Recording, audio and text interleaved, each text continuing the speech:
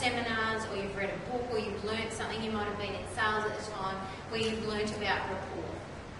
Who's been to those where they've learnt all about rapport? Okay.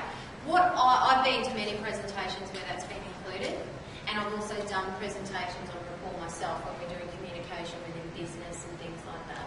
Okay.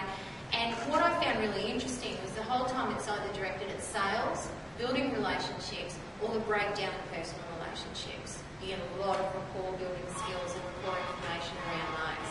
$2. Although it is the Austin Powers thing, so I think.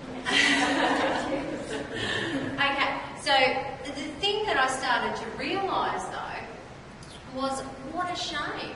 There was nowhere I could get my hands on information where they were actually showing parents or making it important for parents to understand about rapport, building rapport. And because it's the most important tool you can have in your toolkit.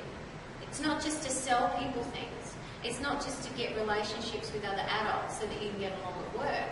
It's actually to create relationships, to enhance those relationships with your children. Okay? And then that is the magic formula in getting kids to do what you would like, or at least know why they're not doing what you would like.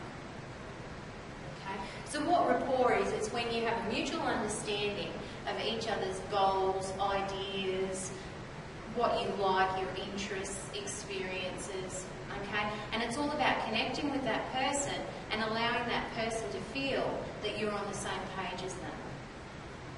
Okay?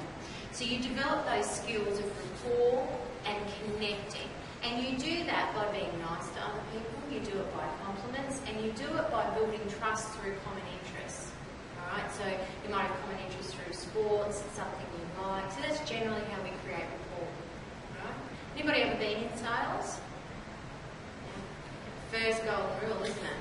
Doesn't matter whether you like them at that point or not, you build that trust because you'll get the sale. Yeah? We want to be just as much as salespeople with our children, because we're trying to sell them a certain set of rules and boundaries, aren't we?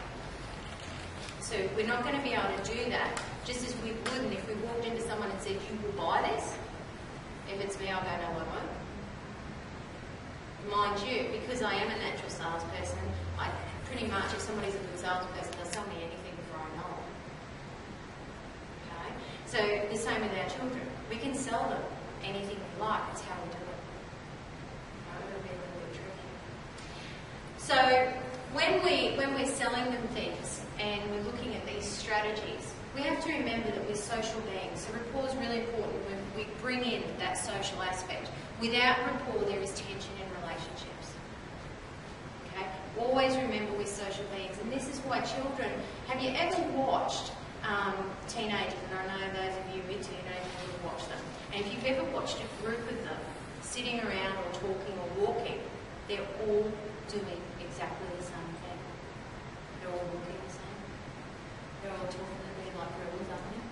Or is that just boys? Or that could just be my son. And they're all reflecting each other, mirroring and matching. And that is a key element of rapport. So you mirror and match your child. You do that through tone of voice. You do that through body language. You do that through gestures. Okay? And then it's like their subconscious automatically goes, "Hey, there's some similarities here, I must fit." Okay? You've got to be careful though, just as they teach you and they teach rapport and mirror and matching in sales, is if you do it exactly, so if you copy them exactly the way they're sitting and you're sitting there and then they cross their legs and you cross their legs, or if, whatever it is, their conscious mind's going to go, "Hold on, they're mocking me." But if you do it just subtly, alright, all of a sudden you have this communication happening. Is that making sense to everybody?